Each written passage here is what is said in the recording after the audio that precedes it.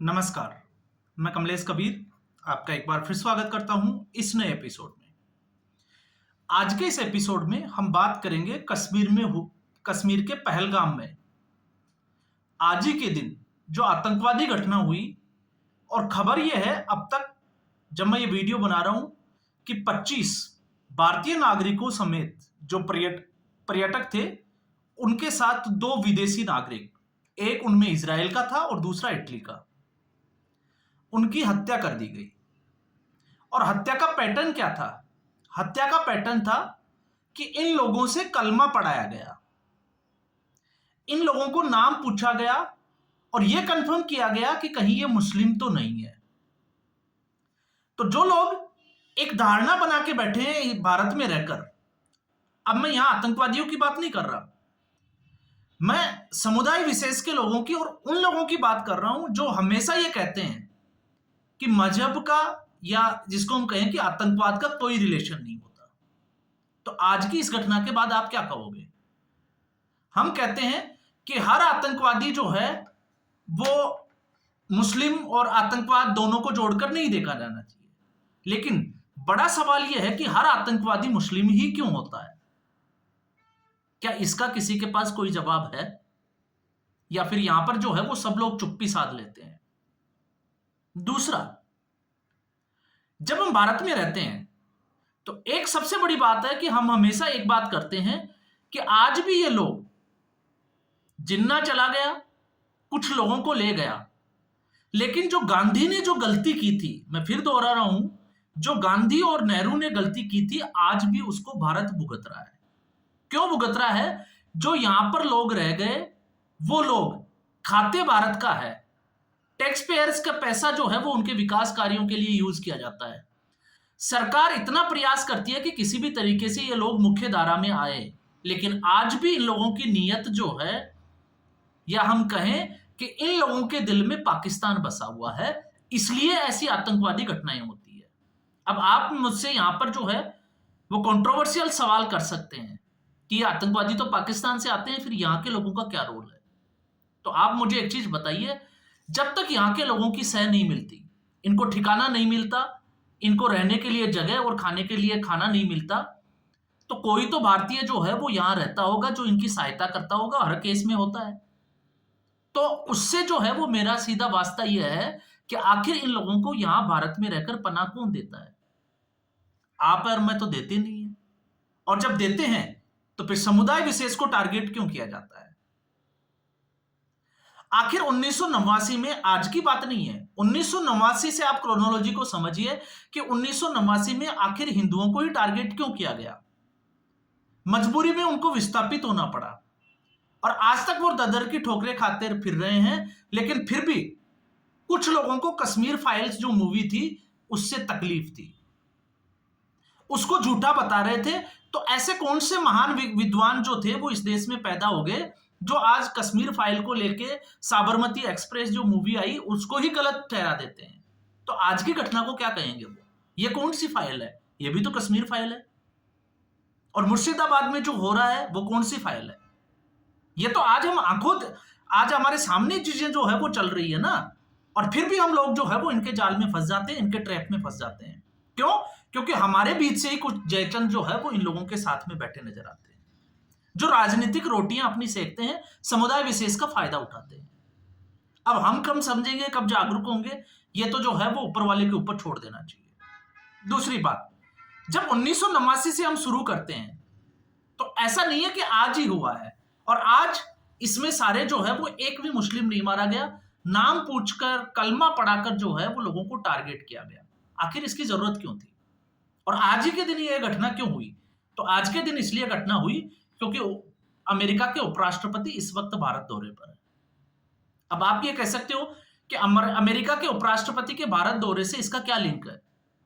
तो इसका लिंक भी जो है वो कुछ हम खोजने की कोशिश करते हैं, और जब हम इसका लिंक खोजते हैं तो इससे थोड़ा सा हम पहले चले जाते हैं 2020, डोनाल्ड ट्रंप का भारत दौरा याद कीजिए।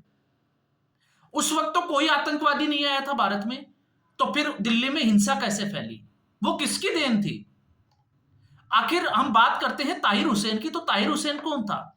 आखिर उसके घर के ऊपर वो मशीनें पत्थर फेंकने की कहां से आई, वो पेट्रोल बम कहां से आए? आप सोच के देखिए, क्या इसका जवाब किसी के पास है? कि आज जो उपराष्ट्रपति का दौरा है अमेरिका के, उस वक्त जो कश्मीर में घटना घटी है, तो आज से ठीक 4 साल पहले उसमें तो कोई आतंकवादी नहीं था, उसमें तो यहीं के लोग थे। तो यहाँ के जो लोग थे वो किस समुदाय से आते हैं, आप उसको भी तो कंफर्म कीजिए।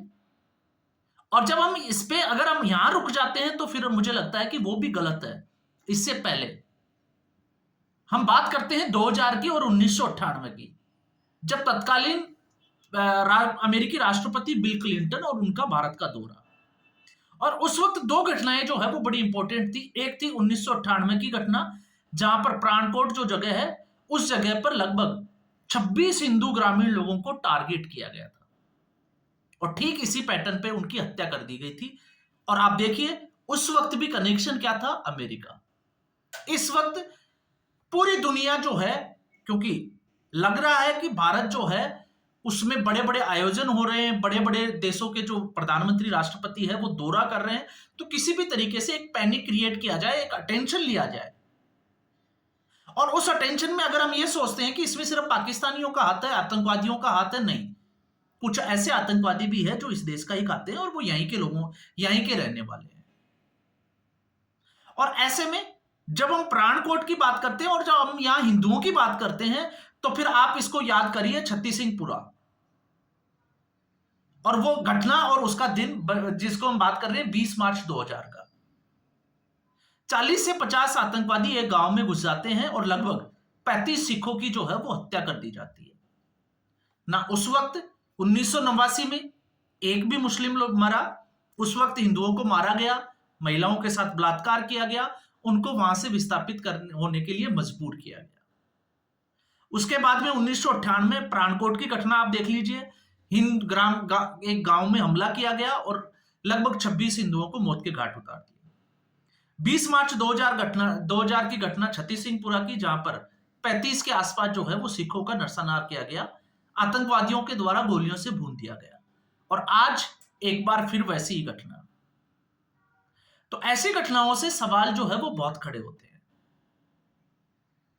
और ये घटनाएं रुक जाएगी, कितनी कंट्रोल होगी, फिलहाल जो है वो इसके ऊपर कुछ कहना जो है वो बात हम कह नहीं सकते। लेकिन जो भी हुआ गलत हुआ, सारे पर्यटक थे, डिस्टर्ब करने के लिए एक प्लान था पूरा, कि किसी भी तरीके से दुनिया में ये मैसेज जाए कि भारत जो है वो स्टेबल नहीं है।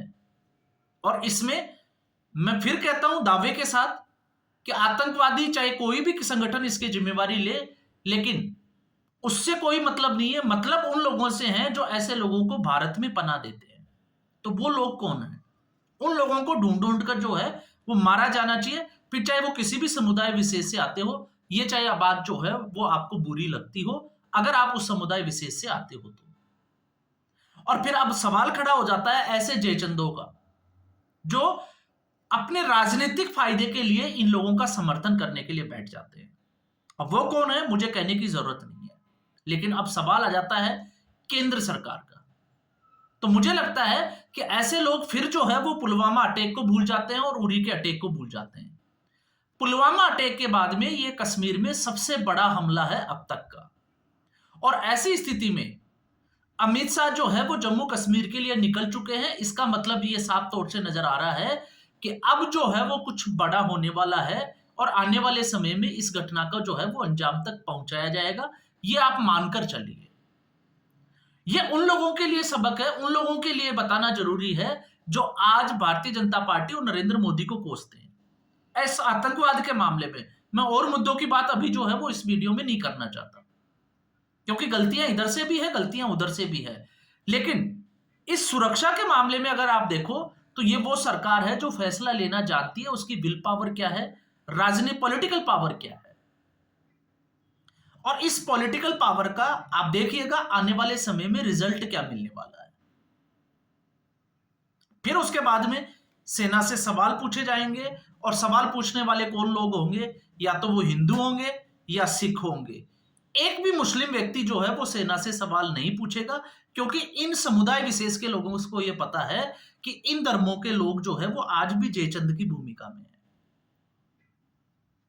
अब ये जयचंद कौन था, आप गूगल पे सर्च करें, मैं तो इस पे जो है वो पहले ही बात कर चुका हूं। और जम्मू कश्मीर में भी जो है वो जयचंद कौन है, जो धारा 370 को वापस लाने की बात करते हैं और वहां की असेंबली में जो है वो एक विधेयक पेश करते हैं, सुरेंद्र चौधरी जैसे लोग। तो सुरेंद्र चौधरी का धर्म कौन सा है, और फिर आखिर ये लोग इसकी वकालत क्यों करते हैं? आप सोच के देखिए, जो पॉलिटिकल पार्टियों के ऊपर डिबेट करते हैं, यहां पर ये उनके लिए भी एक जो है वो बड़ा सवाल है कि कम से कम आप मोदी विरोध में जो है वो इस मुद्दे पर आप नरेंद्र मोदी को घेरना बिल्कुल बंद कर दें। आप अल्पसंख्यकों की बात करते हो, आप हिंदू मुसलमान की बात करते हो, तो आपको आतंकवाद के मुद्दे पर भी बात करनी पड़ेगी कि आखिर इस आतंकवाद का एक ही धर्म क्यों है, और ये धर्म जो है वो भारत के लिए नहीं है, पूरी दुनिया में जहां पे भी आतंकवादी घटनाएं होती है उसके पीछे इसी धर्म विशेष के समुदाय के लोग ही क्यों होते हैं? आखिर ऐसा क्या है जो ऐसे इन लोगों को जिहाद सिखाता है और ऐसे लोगों को ऐसा करने के लिए मजबूर कर देता है? कभी आपने देखा कि कोई हिंदू जो है वो बांग्लादेश में जाके बम फोड़ के आया हो, या वो पाकिस्तान में जाके बम फोड़ के आया हो, या किसी दूसरे कंट्री में जाके जो है उसने आतंकवादी घटना को अंजाम दिया हो? और इन लोगों को आप देख लीजिए कहां पर क्या चल रहा है, मुझे कुछ कहने की जरूरत नहीं है। तो आज के इस एपिसोड में बस इतना ही।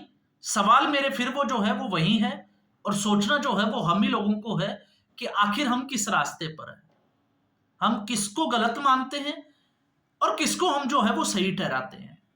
क्या हम भी सिर्फ और सिर्फ जो है वो आतंकवाद को एक पॉलिटिकल चश्मे से ही देखते हैं, या फिर एक हिंदुस्तानी होने के नाते देखते हैं? ये सवाल जो है वो हम सबके ऊपर, अपने आप के ऊपर लागू होता है। तो आज के इस एपिसोड में बस इतना ही। उम्मीद करूंगा एपिसोड पसंद आया होगा। लाइक करें, शेयर करें, चैनल जरूर सब्सक्राइब करें। धन्यवाद।